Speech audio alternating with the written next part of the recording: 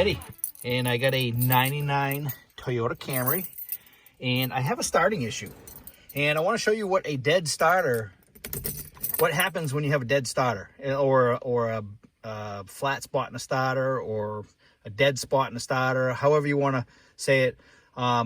So basically what happens is you turn your key on, all right? All your lights come on, everything's good. And every once in a while, it won't start. So I'm going to show you the key turning as I do this. And I'll show you that every once in a while, it won't start, okay? So let's just go try a couple times here. And when I get to the dead spot, I'll tell you where we're at that dead spot, okay? That's it. That's the dead. Hear the humming?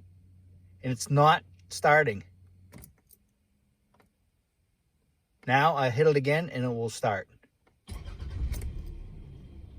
So that's a dead spot in the starter. Let's try that again. Oh.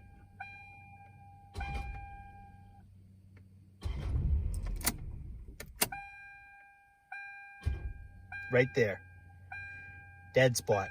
You can hear that humming, nothing's happening, and it won't start.